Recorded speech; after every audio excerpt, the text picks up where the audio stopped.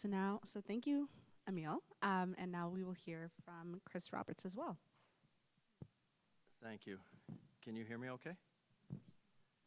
I think Ameil and I could have a 2-hour panel just by ourselves discussing some of this.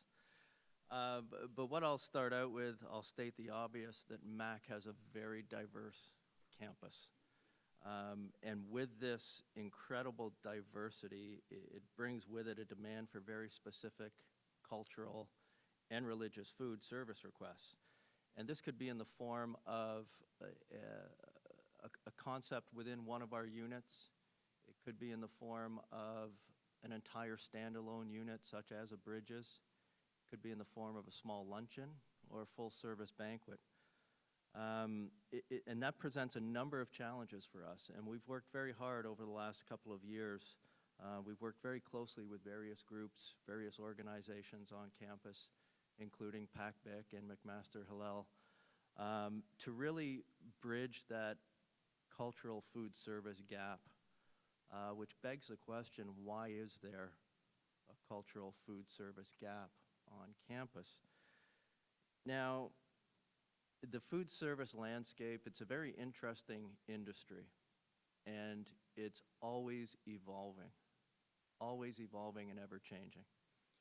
And it usually comes in the form of really tweaks, which are the trends that come and go.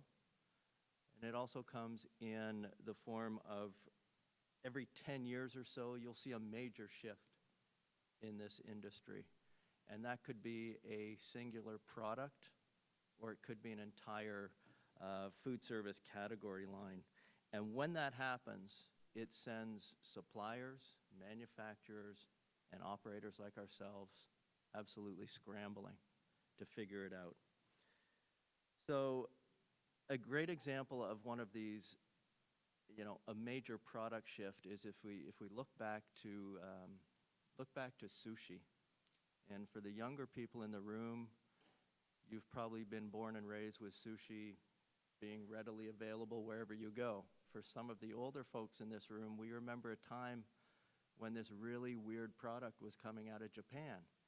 And it kind of freaked us out a bit. It was this raw seafood. It was incredibly expensive, which made it very elitist.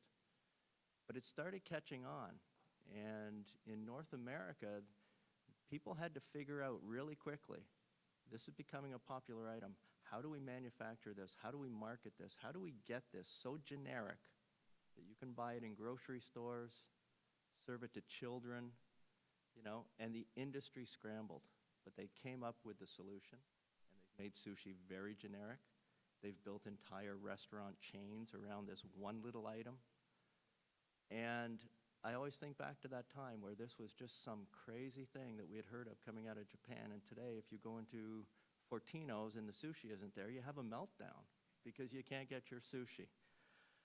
A major category shift is really what our industry is in the midst of now.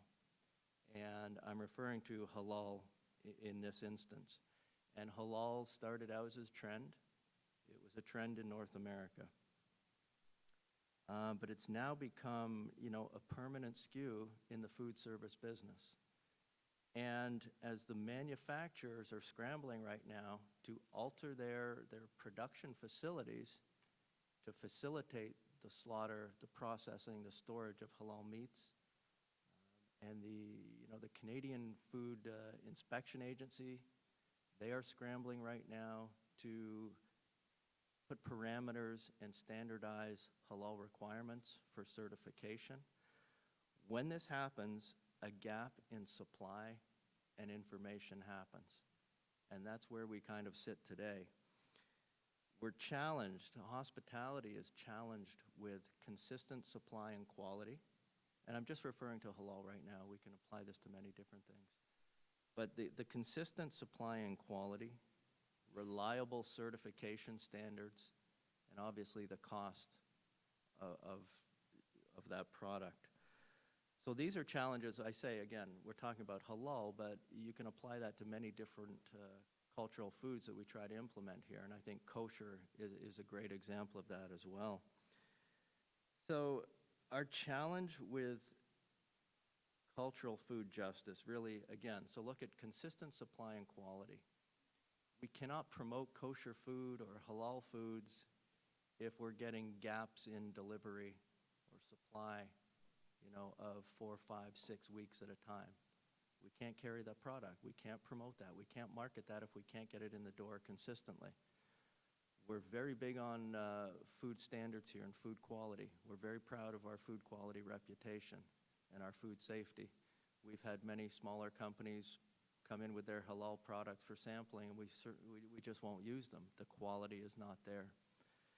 If you look at the reliable certification standards, and unfortunately there's smaller companies out there that do not follow the standards of halal. They don't do individual blessings. They don't hand slaughter. So they will machine slaughter and have a prayer over a loudspeaker and slap a sticker on the box that says it's halal. So we're very conscious of that. We work very closely. I've been working with the Halal Monitoring Agency to make sure that any halal product we bring in meets their certification standards. And again, cost. The cost of these products are very high. There is a cost associated with doing this.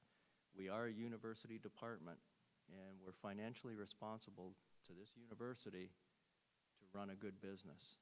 So we have to keep cost in mind many times. I'll just give you a couple of recent examples that kind of highlight these challenges. One was from Pillars. Pillars Deli supplies deli meats. A great small Canadian company that was supplying our deli meats. They struggled financially with flip-flopping their facilities from halal production to non-halal production. It was financially tough for them to follow the processes of slaughter and processing and storage of the meats. And eventually they just said, we can't do this. We can't afford to do this. So they stopped producing halal meats, which impacts us right away. All of a sudden our delis don't have halal anymore. Kosher products, I've worked with Carol and Vilma, Rabbi Rosenfeld, Judith, Rafi. We worked very hard for more than a year trying to bring kosher food to campus. And we went through every kosher place we could think of.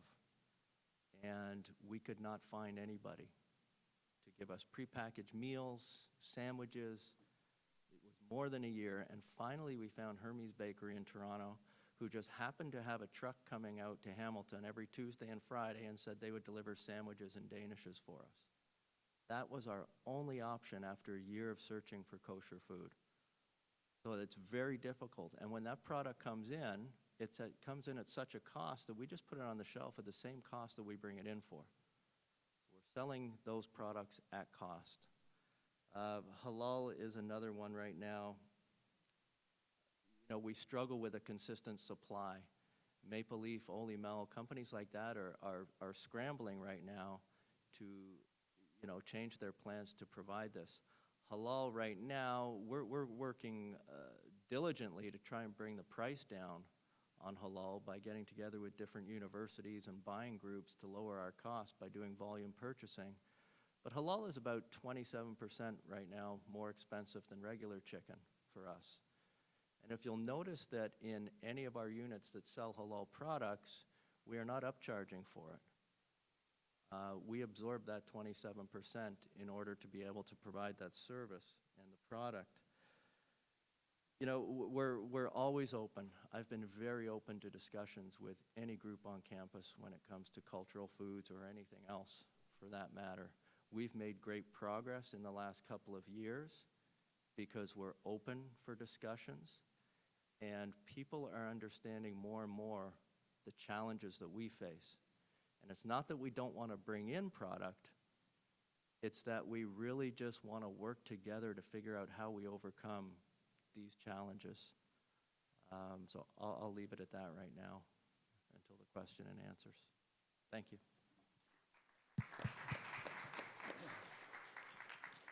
Wonderful, thank you. So now we'll hear from Ben. Hi, everyone. I guess of all the panelists, I don't exactly have the largest resume. I'm not a professor. I don't have 1 year in the food service industry, let alone 35. And I haven't operated, a food stand or anything like that. But what I am is I'm a current student here, and I actually can speak to some of the issues that are facing students, specifically Jewish students at McMaster, some of the things that are done really well here, and some of the things that could use improvement. So I guess the first thing to sort of quickly discuss is what is kosher. I keep kosher, and some of you might have heard that kosher is food being blessed by a rabbi. Now, if that was the case, we'd have this nice little rabbi. He'd be running around campus. He'd just be blessing everything, and things would be great.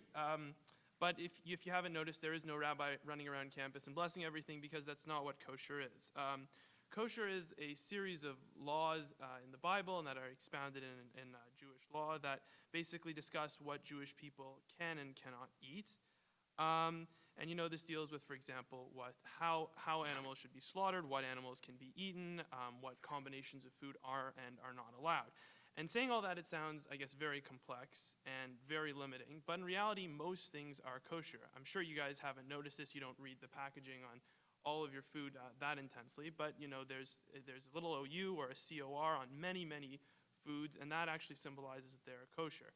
And you'd be surprised just at how many things are kosher. I go to Fortino's, and I'm probably going to mention Fortino's a lot in this little discussion, because for me it's kind of the central spot for getting food.